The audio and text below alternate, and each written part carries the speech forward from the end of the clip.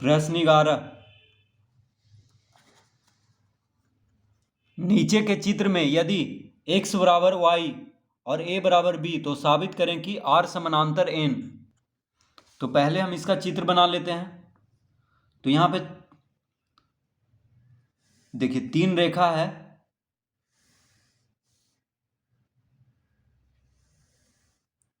इस तरह से,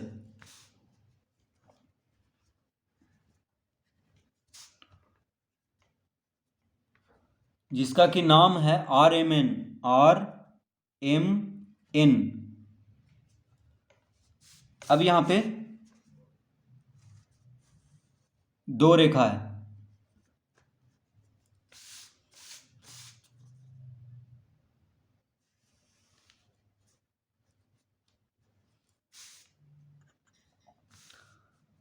तो यहां पे RMN 3 रेखा है देखिए, और एक रेखा है P और एक रेखा है Q। ये जो कोण है यहाँ पे, ये कोण है A, ये कोण है ये A, और ये जो कोण है ये है B, ये है B। उसके बाद ये कोण है X, ये कोण है Y। इस तरह से ये चित्र बना हुआ है। तो कह रहा है कि नीचे के चित्र में यदि x बराबर y, यानी ये दोनों कोण बराबर है, देखिए x बराबर y दिया हुआ है, तो ये दोनों कोण क्या है, बराबर है। और क्या दिया हुआ है, a बराबर b, और a, ये जो कोण है, ये कोण और ये कोण, यानी ये दोनों कोण बराबर है और ये दोनों कोण बराबर है। तो साबित करना है कि r समानांतर n। क्या साबित करना है, r किसके समानांतर है, n के। तो ये जो R रेखा है ये n के समानांतर है, ये साबित करना है। तो सबसे पहले हम लिखेंगे यहां पे, दिया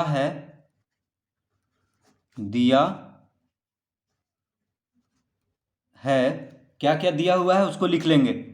x बराबर y और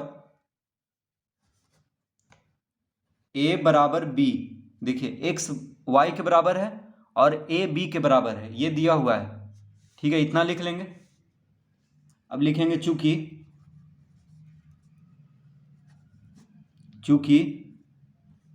x बराबर y, देखिए x बराबर y दिया हुआ है, तो x बराबर y लेकर के हम आगे इसको हल करेंगे। तो x बराबर y, चूंकि x बराबर y,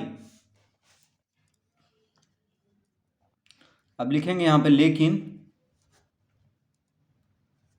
x और y तो संगत कोण है, संगत कोण है। तो x किसके बराबर है, y के बराबर है। x किसके बराबर है, y के बराबर है। लेकिन x और y तो संगत कोण है। देखिए x और y बराबर दिया हुआ है, लेकिन यहाँ पे x और y क्या है, संगत कोण है। तो जब x और y संगत कोण है तो इसका मतलब हो गया कि r समानांतर है m के।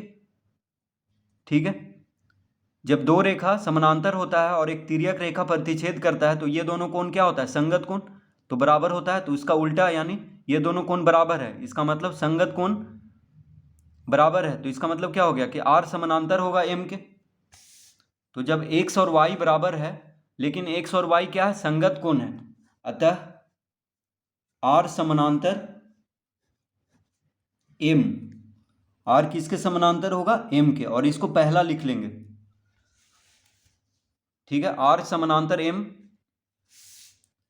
r समानांतर m हम ला चुके हैं। सिद्ध क्या करना है, साबित करना है कि r समानांतर n, देखिए r समानांतर m हम अभी लाए हैं, और साबित करना है r समानांतर n, ये r जो है n के समानांतर होगा, ये साबित करना है।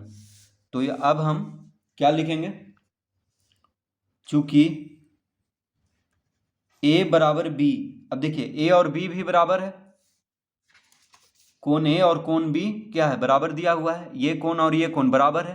तो यहां भी देखिए ये दोनों क्या है, संगत कोण है, क्योंकि दो समानांतर रेखा को जब एक तिर्यक रेखा काटता है तो ये दोनों कोण संगत कोण होता है, यानी बराबर होता है।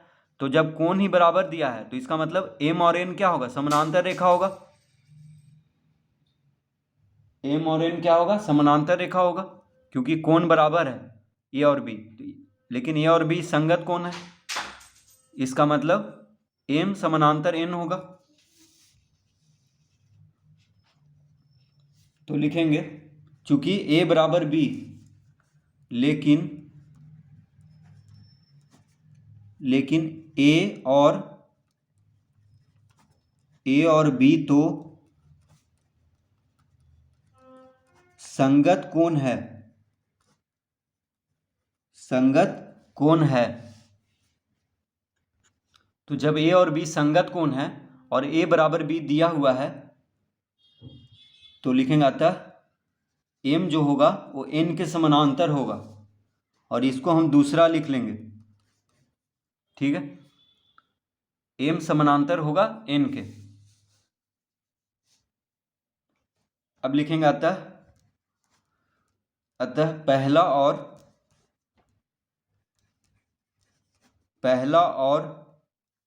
दूसरा से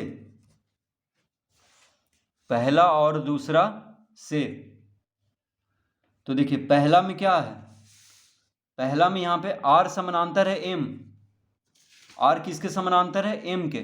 और दूसरा में हम लाए हैं m समानांतर n। देखिए r m के समानांतर है और m जो है n के समानांतर है, तो r n के समानांतर भी होगा, यानी r m के समानांतर है तो m, देखिए m जो है r के समानांतर है, और यहाँ भी m है जो n के समानांतर है, तो r n के समानांतर हो जाएगा। तो अतः पहला और दूसरा से r समानांतर n, r किसके समानांतर होगा, n के।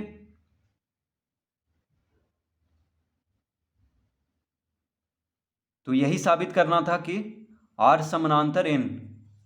तो इस तरह से इसको हल करेंगे। तो एक बार चित्र में समझ लेते हैं। तो देखिए पहला में हम क्या लाए हैं, r समानांतर m, यानी r जो रेखा है m के समानांतर है।